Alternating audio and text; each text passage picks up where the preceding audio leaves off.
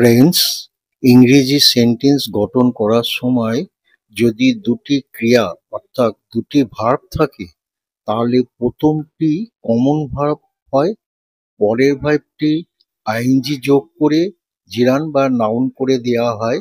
এটা করলে সেন্টেন্সের কোনো ভুল হয় না, এই কথাটা মনে রাখতে হবে।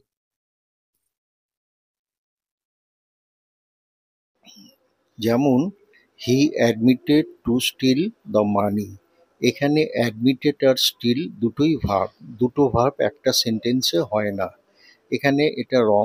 কারেক্ট সেন্টেন্স হবে হি অ্যাডমিটেড স্টিলিং দ্য মানি, অর্থাৎ একটা ভার্ব হলো অ্যাডমিটেড এবং পরেরটা ভার্বের সাথে আইএনজি গঠন করে নাউন বা জিরান গঠন করা হলো, এটা হচ্ছে কারেক্ট সেন্টেন্স।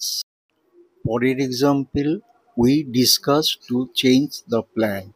এখানে দুটো ভার্ব হয়ে আছে, একটা ডিসকাস একটা চেঞ্জ, দুটো ভার্ব হবে না, সুতরাং একসাথে এখানে কারেক্ট হলো না, রং হয়ে গেল। এখানে কারেক্ট সেন্টেন্স হবে we discuss changing the plan, এইটা হচ্ছে কারেক্ট সেন্টেন্স। পরের এক্সাম্পল, দে ফিনিশ টু ইট ডিনার।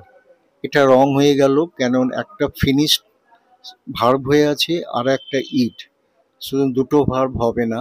এখানে কারেক্ট সেন্টেন্স হবে দে ফিনিশ ইটিং দ্য ডিনার, ভার্বের সাথে আইএনজি যোগ করে এখানে কারেক্ট সেন্টেন্স হলো।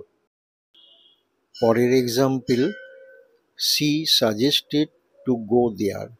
এটা রং সেন্টেন্স হয়ে গেল, কারণ সাজেস্টেড একটা ভার্ব, গো একটা ভার্ব, একটা সেন্টেন্সে দুটো ভার্ব হয় না। এখানে কারেক্ট সেন্টেন্স হবে সি সাজেস্টেড গোয়িং দেয়ার, অর্থাৎ একটা ভার্ব হলো আর একটা ভার্বের সাথে আইএনজি যোগ করে কারেক্ট সেন্টেন্স করা হলো। এইটাই মনে রাখতে হবে লেখার সময়।